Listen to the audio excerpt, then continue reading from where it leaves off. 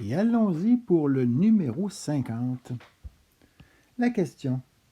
Dessiner le sens du courant induit, s'il y a lieu, sur la spatule de métal à différents moments de sa trajectoire.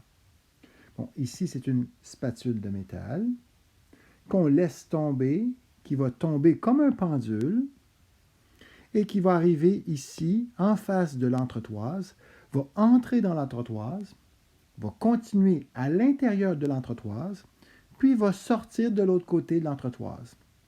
Donc, on veut savoir, est-ce qu'il y a des courants induits dans la spatule qui entre, qui est à l'intérieur et qui sort? Pour le savoir, ben, on va d'abord vérifier s'il y a un champ magnétique. Il y a un champ magnétique. Oui, il y a un champ magnétique. Il est créé par le fil qui est ici. Ce sont des fils ici. Et ces fils-là sont parcourus par un courant. Puis ce courant-là, avec la règle de la main droite, avec mes mains, je vais placer mes doigts dans ce sens-là.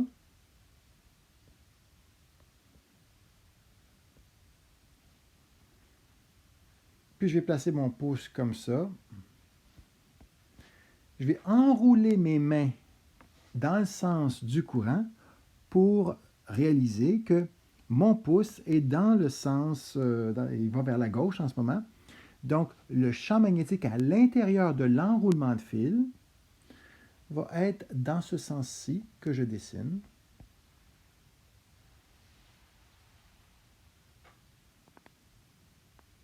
Il va sortir ici. Il va rentrer.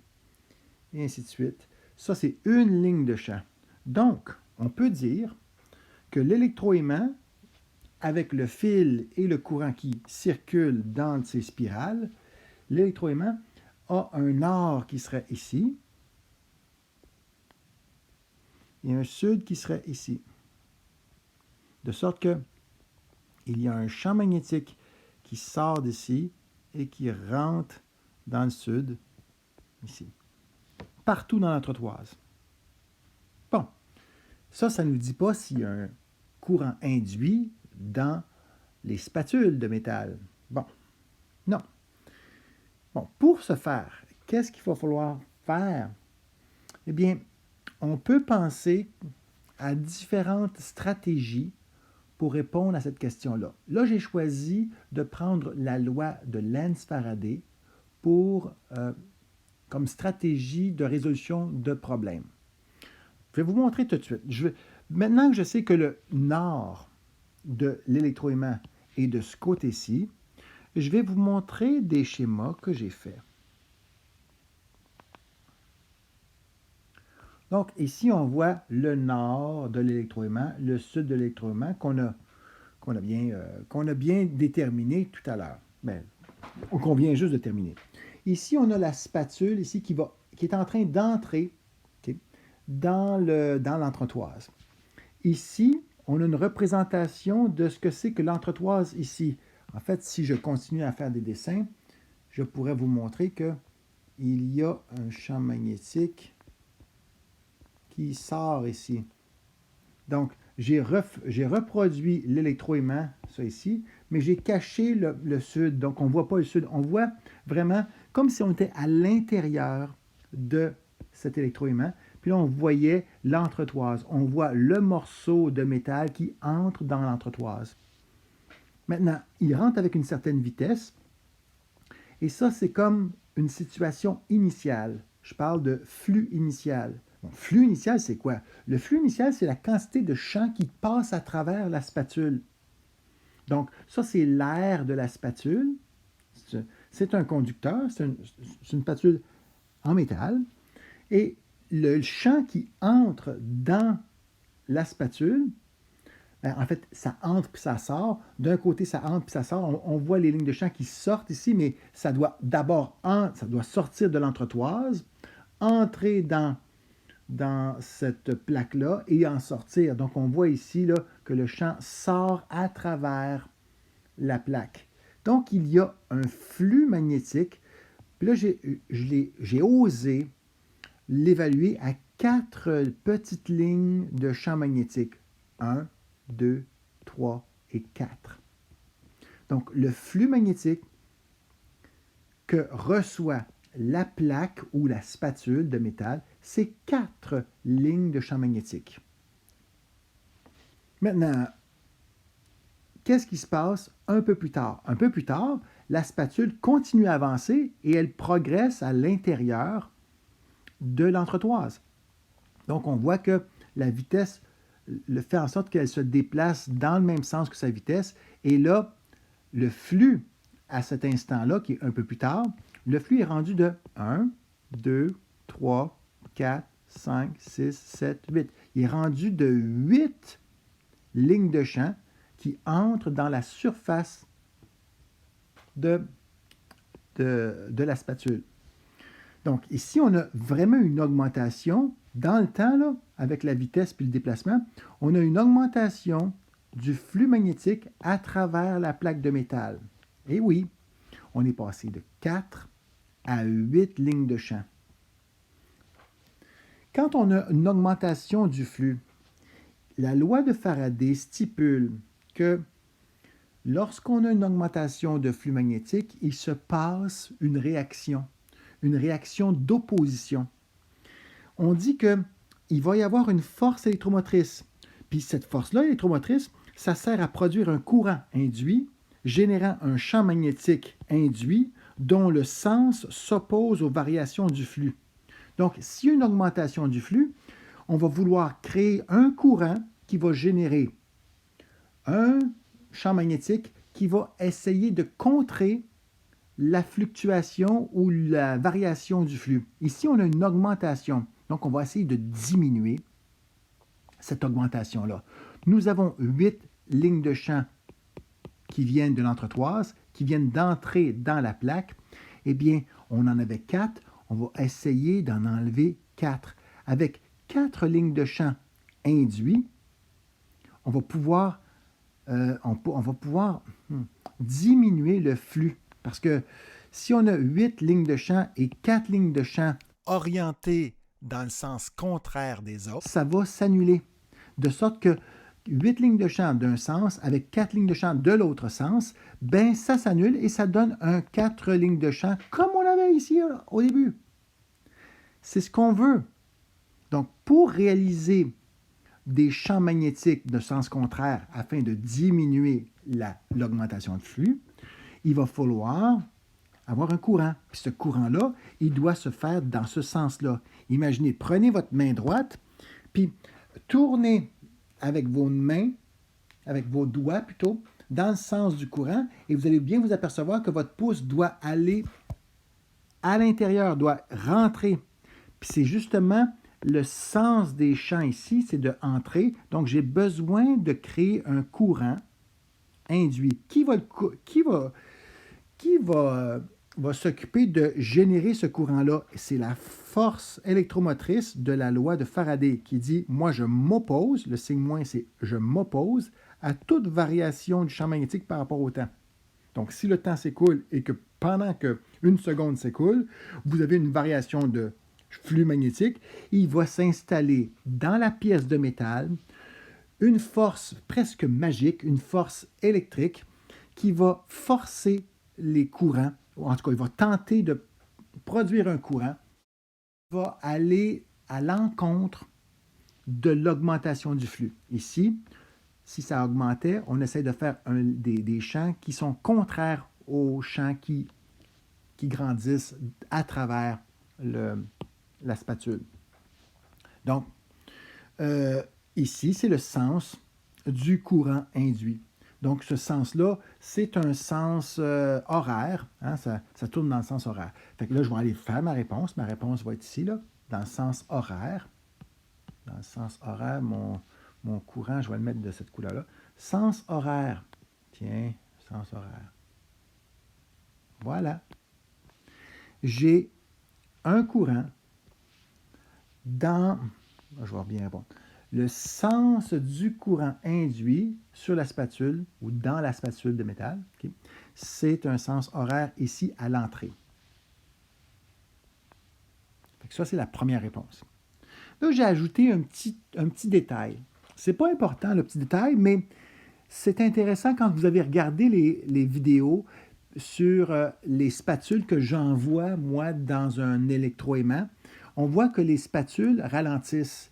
Et j'aimerais expliquer pourquoi les pendules ou les spatules que je laisse osciller là, comme ça, pourquoi, quand ça passe à travers un électroaimant, il semble que ça ralentisse. Eh bien, c'est à cause de la loi qui dit, si vous avez des courants induits dans la plaque, ces courants-là peuvent générer des forces électriques si elles sont plongées dans un champ magnétique externe. La formule, c'est, ici, c'est la force magnétique est égale au courant induit multiplié par la longueur de l'élément conducteur. Ici, la longueur de l'élément conducteur, ça serait ça ici. C'est ça, toute cette hauteur-là. Multiplié vectoriellement par le champ. Donc, qu'est-ce qu'on voit ici? On a une force qui s'en va vers le bas. Ce fil-là se fait forcer vers le bas. Ce fil-là se fait forcer vers le haut en appliquant cette relation. Et ce fil-là, ce courant-là, va subir une force dans ce sens-là. Et ce fil-là ne subira pas de force parce qu'il ne baigne pas dans le champ magnétique de l'entretoise. Donc, on a vraiment un courant dans le sens horaire.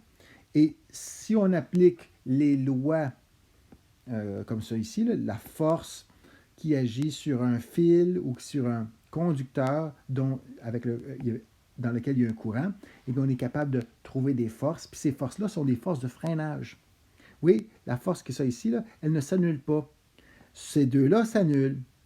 Mais celle-ci ne s'annule pas avec celle-ci, puisque cette force-là est zéro, elle n'est pas à l'intérieur. Il n'y a pas de champ. Pour lui, là, il n'y a pas de champ. Mais pour lui, il y a le champ. Puis c'est pour ça que ça ralentit. Ça ralentit en entrant. Quand on entre, on ralentit. Là, je vais aller voir.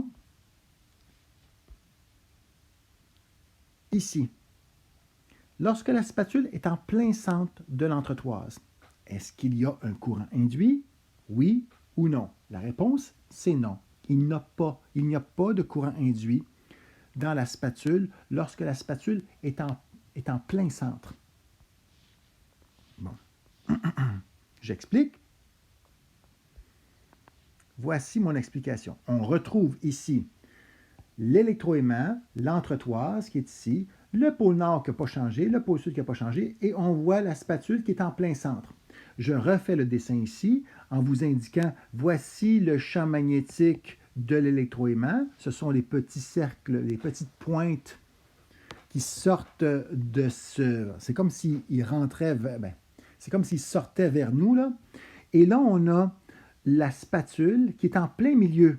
Mais une fraction de seconde plus tard, elle va se translater à droite. Donc, vous voyez ici là, que ça, c'est en plein centre. Puis là, je suis un peu décentré. Mais on remarque que le nombre de lignes de champ qui traversent la surface, donc le flux magnétique, est de 16 lignes de champ ici. Et lorsqu'elle a translaté comme une rangée, là, eh bien, elle a encore 16 lignes de champ. Donc, le flux, il n'y a pas eu de variation. S'il n'y a pas eu de variation, il n'y a pas besoin de champ induit. De flux induit ou de champ induit, oui. Donc, le flux initial, c'est égal au flux total ou au flux final. Puis, il n'y a pas de variation de flux magnétique, donc il n'y a pas de force électromagnétique qui est générée, puis il n'y a pas de courant induit, puis il n'y a pas de force magnétique. Donc, lorsque la spatule est en plein centre, elle va continuer à vitesse constante jusqu'à temps que cette spatule-là commence à sortir. Voyons voir. Maintenant, là, je vais installer la réponse. Cette réponse-là devrait y avoir ici pas de courant. Puis là, je vais aller voir lorsque la spatule est en train de sortir. Ah, là, je vais aller voir un autre dessin. Voici, l'autre dessin, il est ici, c'est ça. Donc, on reconnaît l'électroaimant, le nord, le sud. Maintenant, la spatule qui est en train de sortir, hein, on la voit, elle a progressé, là, elle est en train de sortir. Fait que là, j'ai une même vision de cette situation-là, mais ici, là, c'est pas en 3 dimensions, c'est en 2 dimensions. On voit comme on voit la spatule sortir. Et là, en ce moment, le flux, à cet instant-ci, est de 1, 2, 3, 4, 5, 6, 7, 8, 9, 10, 11, 12. Il y a 12 lignes de champ sortant, traversant la plaque. Donc, le flux est de 12. Puis là, j'attends un petit peu. Elle progresse vers la droite. Et en progressant vers la droite, elle quitte l'entretoise. Et il va y rester 1, 2, 3, 4, 5, 6, 7, 8. Il va rester 8 lignes de champ. Donc, le flux, en quittant l'entretoise, le flux diminue. Il y a moins de lignes de champ qui traversent le conducteur. Donc, c'est une diminution du flux. Et la loi de Lenz nous dit, lorsqu'il y a une diminution de flux, il va y avoir, lorsqu'il y a une variation de flux, que ce soit une diminution ou une augmentation, lorsqu'il y a une variation de flux, il va y avoir une force électromotrice qui va se mettre en branle dans le condensateur, pas dans le condensateur, dans le conducteur, et là, qui va forcer les électrons ou les charges à bouger à l'intérieur du conducteur. Et cette force-là est d'autant plus grande que le changement de flux est important dans le temps. Si ça prend très peu de temps pour changer un gros flux, la force va être énorme. Si ça prend beaucoup de temps pour avoir un petit changement, la force électromotrice va être faible. Maintenant, l'idée, c'est que on veut s'opposer. On veut s'opposer à quoi? La réaction pour s'opposer à la diminution de flux. Pour s'opposer, j'avais 12 ici, puis j'avais un flux de 8. Donc, il m'en manque 4.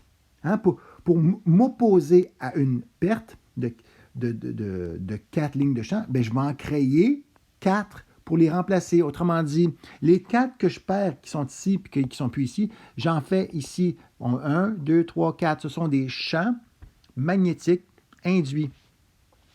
On veut avoir un flux qui va revenir comme initialement, 12. On veut que ça soit égal à 12. Oui, c'est 12 parce que j'ai été capable de fournir 4 lignes de champ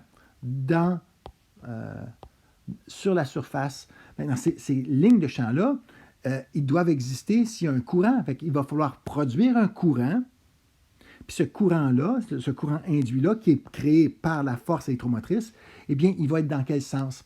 Pour avoir un champ qui va être sortant, j'ai besoin de placer ma main pour que mes doigts suivent puis s'enroulent dans le sens du courant, parce que c'est le courant qui tourne. Puis là, si je fais ça, ben, je me rends compte que mon pouce, il va être vers le haut. Donc, il est sortant. Fait en ayant ce sens-là, je suis capable de générer des lignes de champ qui sont sortantes, comme ceux que je désire ajouter à celles qui sont déjà là, mais qui ne sont pas en quantité suffisante parce qu'il y a eu une perte. Maintenant, tout ça c'est bien beau. Fait que je vais donner ma réponse. Je vais vous dire, là, je vais aller dessiner. Ça, c'est un sens qui est anti-horaire. Normalement, les horloges, les aiguilles font ça. Maintenant, ça va faire comme ça. Ça, c'est un sens anti-horaire. Hein, je l'ai marqué. Ça, c'est anti-horaire. Je vais aller voir dans la réponse, puis je vais dire anti-horaire. J'y vais comme ça, puis là, je dis dessiner. Anti-horaire, je pars comme ça. Comme ça. Fait que voilà, c'est la réponse. Maintenant, j'ai ajouté un petit détail. Le petit détail que j'ai ajouté, il est ici. Ce n'est pas demandé dans la question, par contre, mais je me posais la question, qu'est-ce qui se passe quand un morceau de métal essaie de sortir d'un électroaimant? Eh bien, il se fait ralentir à nouveau. En effet, comme on a un courant comme ça qui est anti-horaire, eh bien, la partie du courant dans ce sens-là, là, eh bien, elle est affectée, elle est dans un champ magnétique externe. Et si j'utilise cette loi-là, qui est la force magnétique que subit les conducteurs lorsqu'ils sont parcouru d'un courant et qui baigne dans un champ, ce conducteur-là va bénéficier d'une force, puis cette force-là va être dans ce sens-là. Parce que normalement, on fait quoi? On, on met, mon dossier, les doigts dans le sens du courant. Après, on plie les doigts dans le sens du champ, puis on regarde comment est le pouce tendu. Et le pouce tendu, il est dans ce sens-là. D'ailleurs, je vais mettre une petite couleur ici, juste pour emphaser. Ça, c'est ma force. Okay. Les deux autres forces, j'en ai d'autres forces. J'en ai une force ici, parce que si j'utilise cette règle-là pour un fil qui est comme ça, puis qui baigne dans le champ, eh bien, il va y avoir une force. Ce courant-là va recevoir une force qui va forcer la plaque à s'étirer. Donc, on va étirer la plaque vers le haut, puis on va ici, avec un autre courant qui est dans le sens inverse, on va l'étirer vers le bas. Donc, c'est comme si on étirait la plaque, sauf que la plaque, ces forces-là ne sont pas assez grandes pour déformer puis vraiment étirer la plaque. La cohésion des atomes est assez forte pour résister. Donc, on ne déformera pas cette plaque-là. Bon, ben, c'est pas mal tout ce que j'avais à dire sur ce problème-là. On va revenir à la première page, puis ben, je vous souhaite une belle journée. Bye bye!